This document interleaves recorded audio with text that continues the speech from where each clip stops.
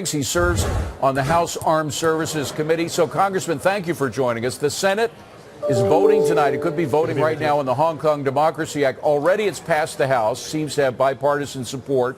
The bill would end Hong Kong's special trading status with the United States unless China respects Hong Kong's rule of law and human rights. Now, if it passes, realistically, what impact will it have on China's behavior?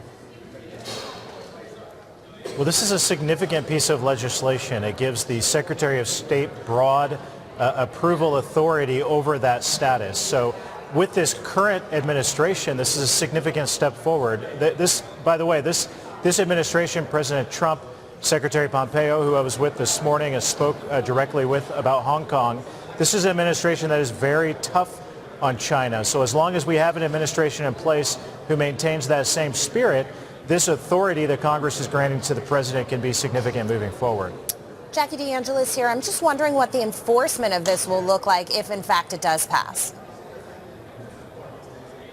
Well, on an annual basis, the Secretary of State will sign off on this authority and approve whether or not China is respecting human rights and the rule of law in Hong Kong. So there's a great deal of teeth when it comes to that and granting that authority to the Secretary of State. With this Secretary of State that we have today, Mike Pompeo, we have no doubt that he will maintain a tough posture on China moving forward. If that changes after the next election, that could be to be determined.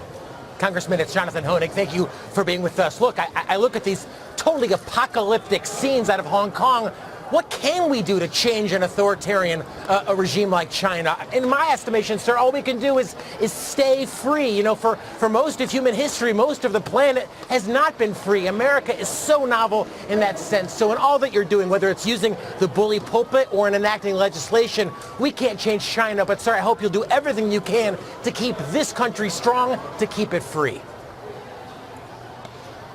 I appreciate the sentiment. I completely agree. Yesterday morning when I woke up and received my stack of newspapers from the Financial Times to the Washington Post, the New York Times, the Wall Street Journal, all of them had significant photos showcasing this travesty that's going on in Hong Kong. But what I want to remind the American people is this is what an authoritarian regime in China wants to do to Americans. This is what a Chinese world order would look like, and that's why we need to continue to fight back against bad Chinese practices, whether it's the stealing intellectual property, whether it's the military posture that China is building up. It's why it all matters and why I give President Trump a great deal of credit for being the first president in my lifetime to recognize the China threat and to do something about it.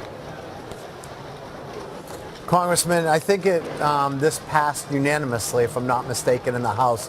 Why is it taking the Senate so long to pass, and where do you think it will come out of the Senate? Well, I'm a man of the House. I can tell you that it passed with a voice vote with broad, unanimous support in the House of Representatives. The House spoke loud and clear that Republicans and Democrats, we all condemn China's authoritarian rule over Hong Kong, not meeting the spirit of the Sino-Brit agreement when the Brits turned over Hong Kong to China and China promised in return that they would respect human rights and allow for the self-government of the people of Hong Kong. So the House spoke loud and clear. I gave up a long time ago in pretending like I know what the school of thought is in the United States Senate, but I do appreciate that Senator Marco Rubio has been a champion. Do you think there's a chance it may not pass in the Senate then? Are you hearing anything? I don't think it would be coming to a vote. I don't think it would be coming to a vote in the Senate as it will momentarily if the votes weren't there to pass it. And I know Senator Rubio has been a strong champion. He'll make sure that it gets over the finish line. Well, Congressman, we thank you very much for joining us. We wish you the very best on this. It is a noble gesture. We appreciate you coming on to tell us about it.